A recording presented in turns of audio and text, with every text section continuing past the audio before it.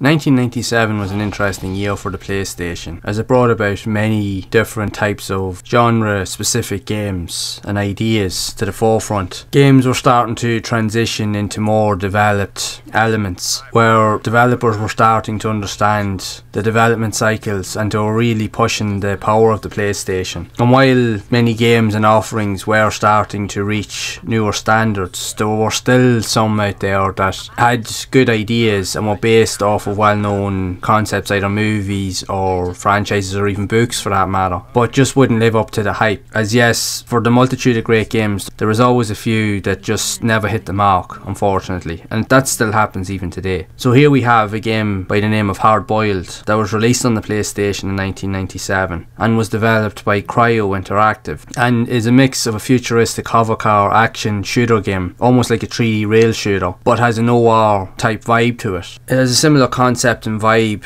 to another known entry known as New York Race, but the game also takes a lot of inspiration from the Fifth Element movie that was released in and around the same time, where it has that same unique aesthetic with regards to the overall environment, cityscapes, even the vehicles that you're driving. Everything feels like, even though it's futuristic based, but it also feels like something out of the 1930s or 40s that's reflective of earlier comic books. It's very dark and dingy and very atmospheric. So the game tries to take a lot of that from many of those comic book elements, and it does have some distinctive ideas, but like I mentioned at the start of the video, not all games manage to utilise those characteristics to great effect, and unfortunately that's where this game suffers. The game did get okay reviews in the magazines. If anything, it got better than most back in the day, but when we look back at it now, the game obviously hasn't aged all that well. The game does play fairly decently from the perspective it's trying to go for, but it does feel a little bit on the sluggish side, and in many cases can get quite repetitive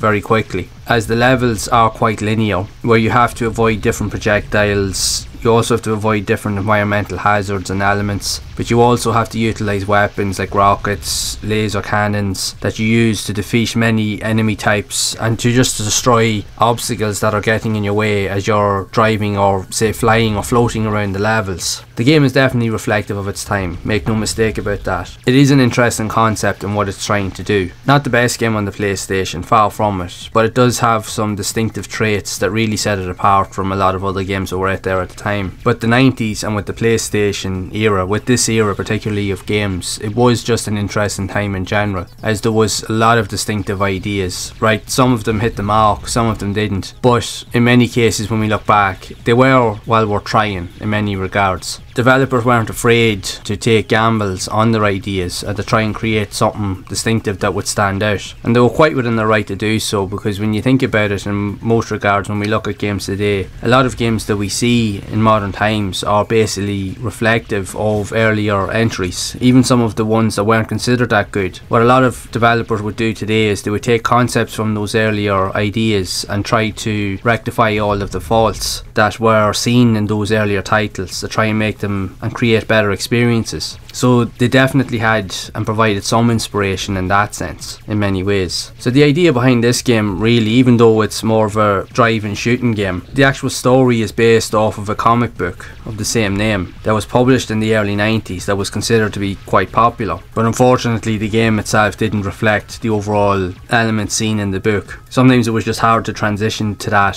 side of things. Like I have mentioned before in previous videos, when we see games being made as spin-offs or that were inspired by the likes of TV shows and movies, not all of them would have hit great appeal, because many of them were just left kind of lackluster or just weren't created the way that was envisioned by the original content that was provided from earlier, again, movies or media pretty much. And this here game is no different to that. It falls pretty much into that category. It has some unique ideas, it has some great art aspects in its visual design and what it's trying to do, but it just lacks it with the repetitive gameplay and the clunkiness of the controls and even the sluggishness of the overall gameplay. It just lets it down somewhat, which is a shame. I do remember going back, even during the days, I would always go to Dublin a couple of times a year. I would go on the train and you save up whatever pocket money you had, and you would always go with the intention to buy games in the store, and you would often see Hard Boiled always always on the store shelves, and usually after a few months after the game's release it was discounted fairly heavily. So the game would have been about, say, between 15 and 20 Irish pounds at the time. In some cases it might have even been cheaper, and it was always on the store shelves. I do always remember seeing it during that time, but it did get less and less in the years that followed. You didn't see it as often, but it was during that time, it was a game that you would often see, because you often seen it promoted heavily even in magazines with various articles. They were always trying to promote the game in some shape or form. I just never got around to buying it back in the day for whatever reason. Like, you would stand and I would actually pick up the case and look at it, because I always liked the visual art style of it. I always liked that noir comic book aesthetic to it, but just for some reason never really got around to playing it because I wasn't really sure what the game was about. But now, having to get to play it years later, yeah, it's playable. It has some distinctive quirks about it, but I can understand why people wouldn't have related to it back in the day, because it is an acquired taste and it wouldn't appeal to everybody, because the gameplay, while it is playable, it can be quite sluggish and repetitive, and because of the slow nature of the vehicle, because you have to keep using speed boosts and it always slows down after a certain point. Yes, you can upgrade it at later elements, but it can be repetitive to a lot of players. If you are someone that doesn't have a lot of patience, you would quickly lose interest in this. But the one thing the game does have going for it is its distinct dark vibe that's reflective of those noir style comics. It definitely does that and captures that very well, even if the gameplay doesn't appeal to that same nature. It definitely has some quirky elements in it that are worth exploring. Yes, it's linear, there's not really much in terms of exploration. You just go from point A to point B, trying to find collectibles that appear on the track while trying to avoid obstacles, kill enemies and anything that gets in your way. And it's pretty much just the same thing over and over again. It's literally just rinse and repeat. Now, if you die at any point in the game, you will have to restart the entirety of the level. That's one of the most frustrating parts of it. So it will take quite a few tries just to get to grips with everything that's involved in the levels, and once you lose all your lives, it is pretty much game over. So you will have to start the entirety of the game from scratch, unfortunately, and that will frustrate a lot more players. But it is what it is. That's just the way these earlier games were developed. That was in their DNA pretty much. It's the type of game that will appeal to some, but it won't appeal to everybody. But I do think it's an interesting concept, and it does bring back